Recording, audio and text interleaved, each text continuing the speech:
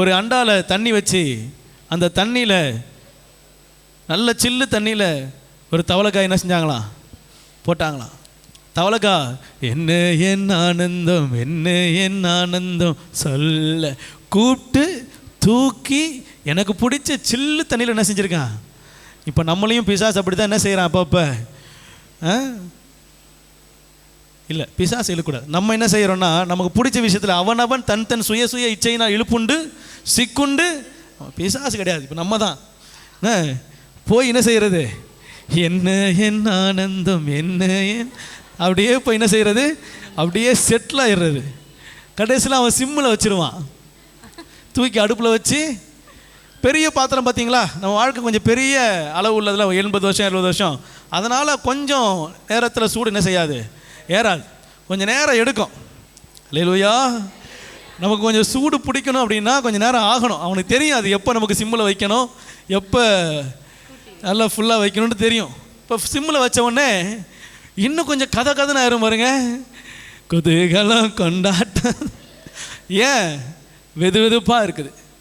இப்போ ஐ ஃப்ளேவர், ஏன் முழு கட்டுப்பாடு என்ன செஞ்சாச்சு, உலகத்தில் போயிடுச்சு. இப்போ ஐ ஃப்ளேவர் கொதிக்கும் பாருங்க. எங்க வானத்தை பார்த்து என் வேதனை யாருக்கு. ஏன்?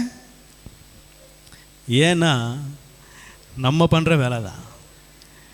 இதுவே பிசாசு இல்லை சுயம் சூடாக கொதிக்க தண்ணியாக இருந்துச்சுன்னா என்ன செய்யாது, அப்படி அந்த கொதிக்கிற தண்ணியில் தவளையை தூக்கி போட்டாங்களாம். கொதிச்சிட்டு இருக்க தண்ணியில் விழுந்த செகண்டுக்கு தெரிச்சு அடுத்து என்ன செஞ்சான். இப்போ ஏன் சொல்ல வந்தேன்னா, ஈ என்ன செய்யாது, நெருப்பு இருக்கிற இடத்துல உட்காராது, வராது. நம்ம நெருப்பாக இருந்தோம்னா என்ன செய்யாது, எந்த தந்திரமோ சூழ்ச்சியும் என்ன செய்யாது, கிரிய. ஆகவே விசுவாசிகளே, சீஷர்களே, சபை மக்களே, உங்கள் யாவருக்கும் அன்போடு அறிவிக்கிறது என்னவென்றால், ஆவியில் அனலாய். அல்லேலூயா. நீங்கள் அனலாக இருந்தீங்கன்னா உங்களை ஒரு பொல்லாப்பு என்ன செய்யாது, நெருங்காது. எந்த ஈயும் என்ன செய்யாது.